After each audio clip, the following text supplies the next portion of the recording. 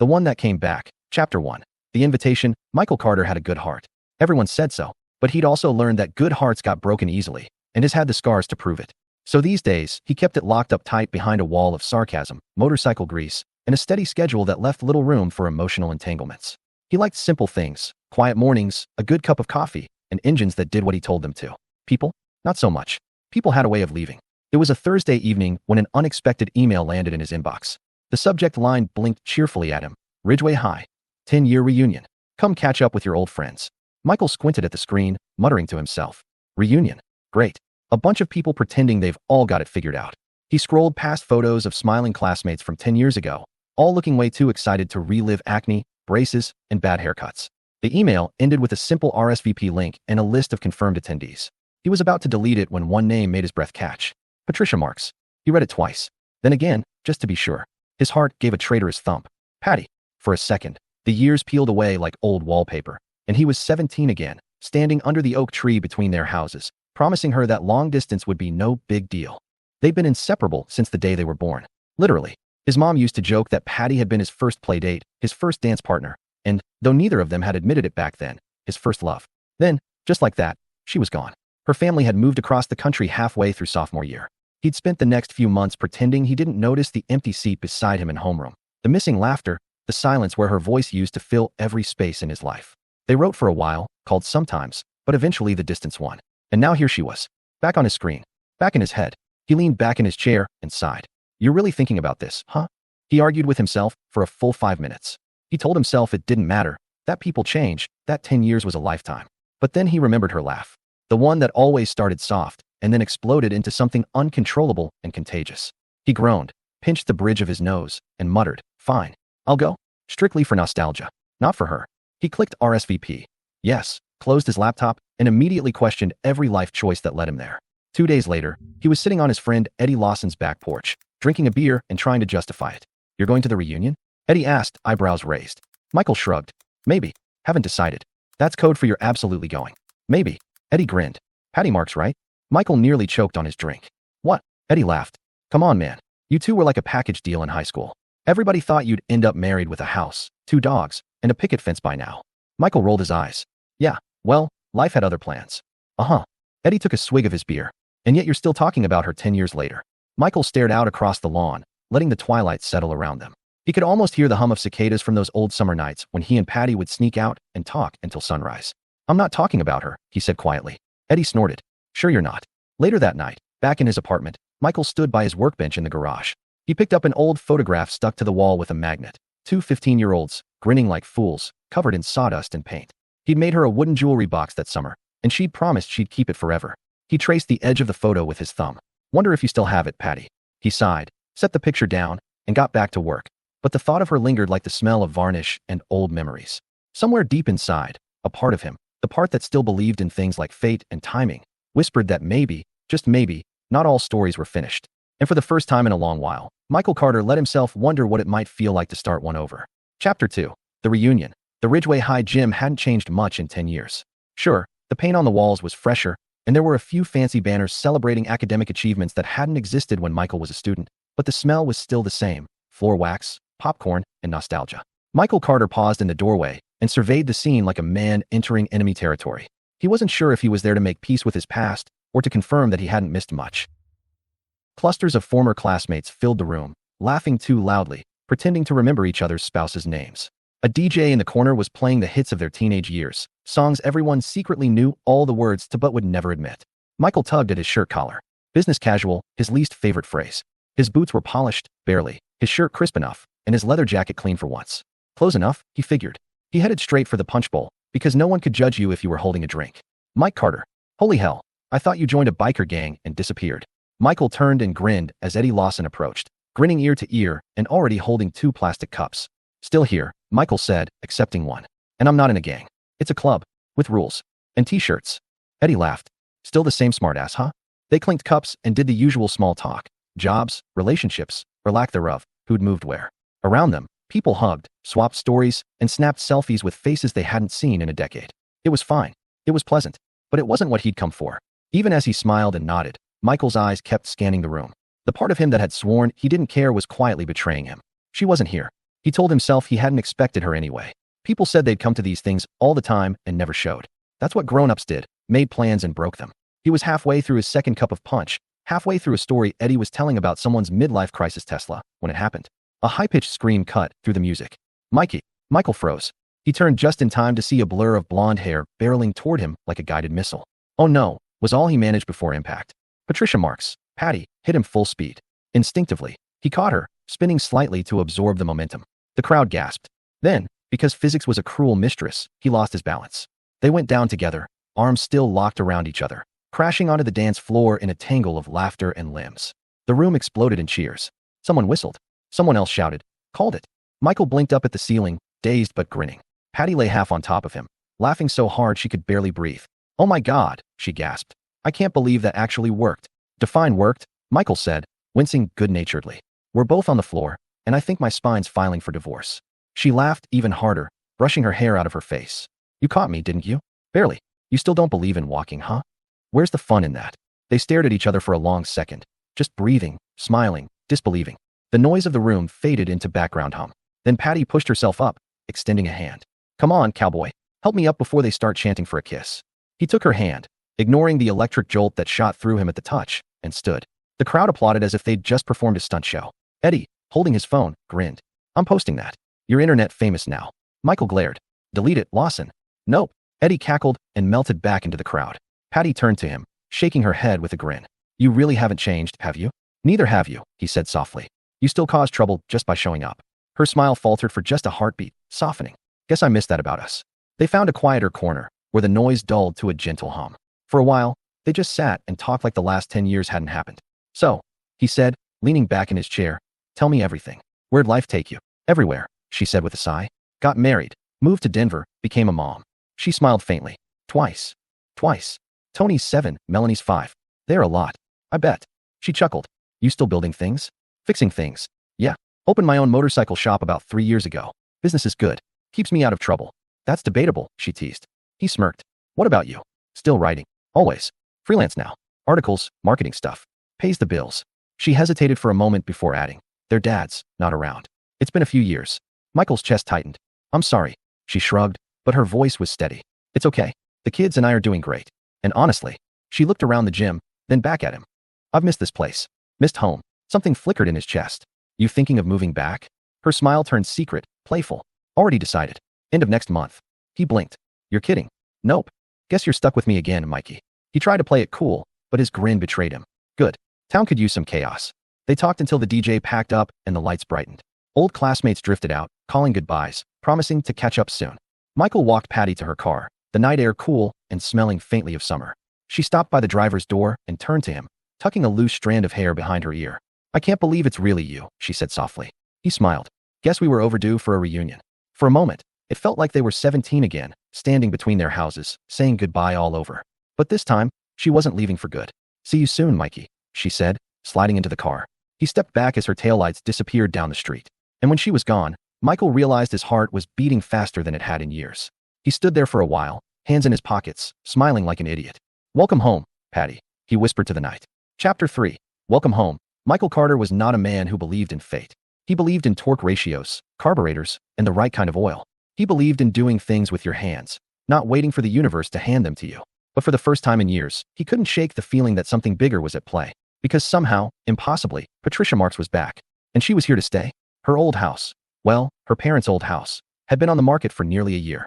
It was a cozy, slightly lopsided two-story with peeling white paint and a yard full of stubborn dandelions. Michael had walked past it 100 times without really seeing it. Now, he couldn't stop looking. The morning her moving truck arrived, he was already outside, washing his bike, which was a laughable excuse, considering the Harley was already spotless. He told himself he was just being neighborly. That was all. When the big U-Haul pulled up, he felt his chest tighten in a way that made no logical sense. Then she stepped out, hair pulled up, sunglasses perched on her head, wearing an old college t-shirt and cut-off jeans. She looked tired, happy, and completely at home. She spotted him instantly. Mikey Carter, you stalking me already? He held up the rag he was pretending to use. Nope, just maintaining the local noise pollution. Patty laughed, that bright, familiar sound that seemed to warm the entire street. Still sarcastic, she said, walking over. Good. I was worried you'd grown up. Don't worry, he said. I'm still an overgrown 12-year-old with power tools.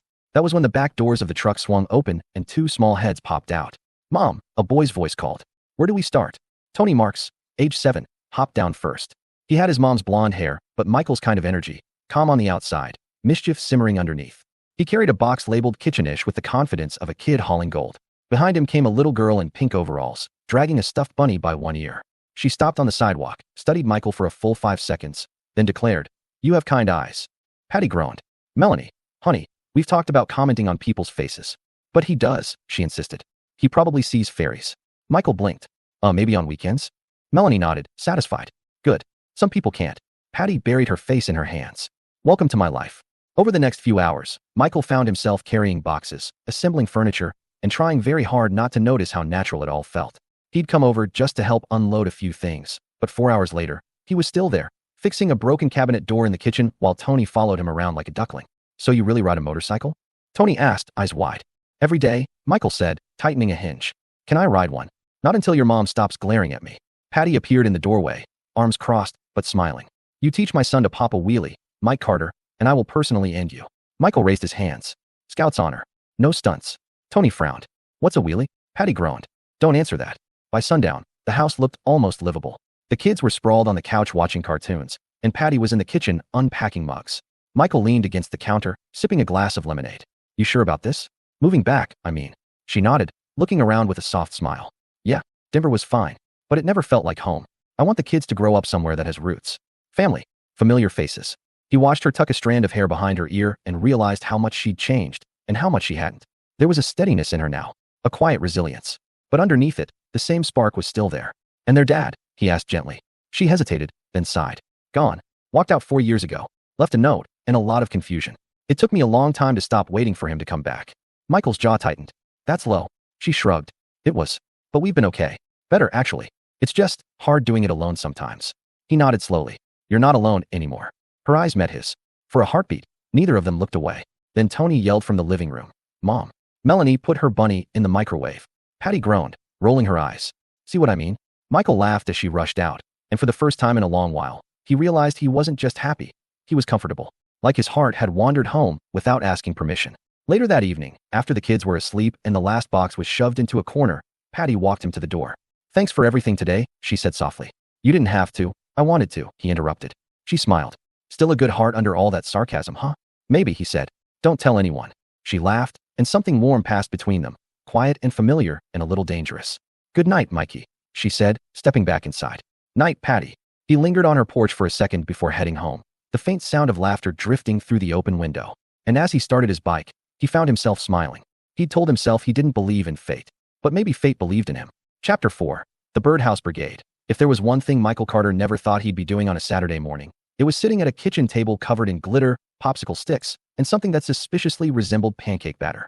"Uncle Mike," Tony said, because somewhere in the last few weeks, Mr. Carter had quietly become Uncle Mike. "My school's having a charity fair next week. We're supposed to make stuff to sell, but Mom says we can't sell my Pokemon cards again." "Good call," Michael said, eyeing the small disaster area of craft supplies. "So what's the plan, champ?" Tony shrugged. "I don't know. I'm not good at making things that don't explode." Michael grinned. "Explosions are a valid art form." Patty, folding laundry in the next room, called out, "If you two so much as singe an eyebrow, I'm revoking adult supervision privileges." "Noted," Michael said, pretending to salute. He looked back at Tony, thinking. The kid had good hands, a sharp mind, and that same quiet intensity he'd seen in Patty. He just needed something to build, something that wouldn't result in smoke alarms. Then an idea hit. "Birdhouses." Tony blinked. "Birdhouses?" "Yeah, wooden ones. People love cute stuff that looks handmade. And if we make enough of them, we'll raise a ton of money." Tony's face lit up. "Can we use power tools?" Michael smirked. "You read my mind." By noon, the plan had evolved, as Michael's plans often did, from a small father figure and kid project to a full-blown community event. He called his motorcycle club the Steel Saints, a ragtag group of leather-clad teddy bears who loved loud engines and good causes. By evening, his driveway was full of motorcycles, toolboxes, kids with safety goggles, and Patty, standing on the porch with her arms crossed, watching the circus unfold. "Michael," she said, eyeing the line of Harleys parked along the street. "When you said a few friends, I didn't realize you meant a biker parade." "They're friendly bikers," he said innocently. "Define friendly. Look at Tiny over there. He makes cupcakes for every bake sale." Patty raised an eyebrow. "Tiny has a skull tattoo on his head." "Yeah, but the skull's smiling. That's important context." Within an hour, Michael's backyard had turned into a workshop. The men measured, sawed, sanded, and hammered while kids ran around with paintbrushes, snacks, and bursts of uncontainable energy. Tony followed Michael's every move, eager to learn. Like this? He asked, carefully tapping a nail into place. Perfect, Michael said. Now hit it again, but lightly this time. Tony hit it. The nail bent sideways. Michael winced. Okay, so maybe medium light. Melanie, meanwhile, had taken charge of the paint division, which consisted mostly of her 3 neighborhood girls and an alarming amount of neon pink. Birds like color, she explained, dipping her brush into glitter paint. Michael looked at her creation, a house that now sparkled like a disco ball.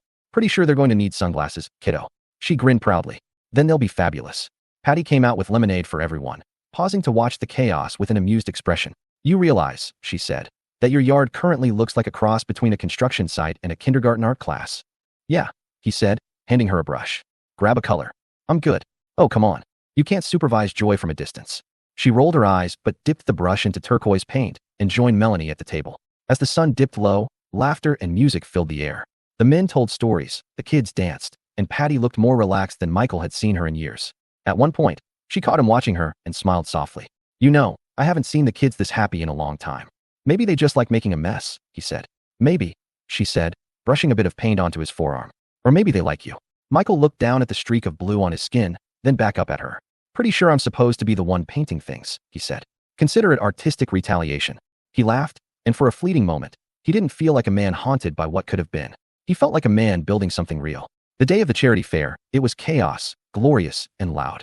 The schoolyard was filled with tables, tents, and the smell of funnel cake. When the sound of 30 motorcycles rolled down the street, every head turned. People froze, and then, as the riders parked and began unloading dozens of hand-painted birdhouses, the shock turned into applause. Tony beamed as he helped Michael carry their display to the table. Each birdhouse was unique, some simple and elegant, others wild with colors and stickers. One had a handprint on the roof, Melanie's. Another had the word, Hope, carved into the front. Within an hour, they'd sold out. Parents took pictures, kids begged for autographs from the cool biker guys, and even the principal bought one, declaring it the most heartfelt chaos I've ever seen. Patty stood behind the table, helping the kids hand out lemonade. She caught Michael's eye across the crowd and mouthed, Thank you. He just nodded, because words didn't seem big enough for what he was feeling. That night, after everything was packed up and the kids were asleep, Patty and Michael sat on her porch with mugs of tea. The air was warm and full of crickets. That was amazing, she said quietly. I don't think I've seen Tony that proud of himself before. He did all the work, Michael said. You helped him believe he could. She turned her mug in her hands, hesitating before saying, You've been really good to us, Mike. I don't think you even realize how much it means. He met her eyes, and the soft glow of the porch light caught the gold in her hair. Maybe I do, he said. Maybe that's why I keep showing up. For a long moment, neither of them spoke. The air between them hummed. Unspoken things, almost said. Then from inside, Melanie's voice piped up sleepily. Mom? Uncle Mike? The fairy said it's bedtime. Patty smiled, whispering, Saved by the fairies. Michael chuckled. Story of my life. She stood, brushing imaginary dust from her jeans. Good night, Mikey. Night, Patty. He lingered a little, watching the soft light from her window. And for the first time in years, Michael Carter didn't feel like a man fixing broken things. He felt like a man building something new. Chapter 5. The treasure. It started with a question, small, simple, and dangerous. Hey, Mike. Tony said one evening as they cleaned up from dinner. Are you going to marry my mom?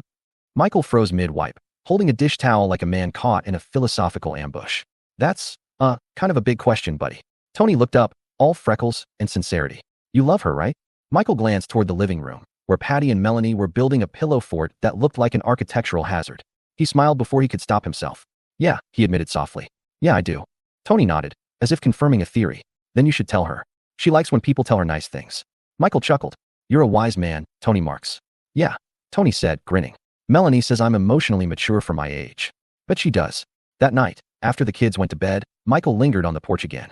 He stared out at the dark street between his house and hers, the same stretch of sidewalk where they'd said goodbye all those years ago. He remembered the way she'd handed him that tiny wooden box he'd made, the one he'd spent weeks perfecting back in high school. She'd returned it to him before she moved, locking something inside and keeping the key.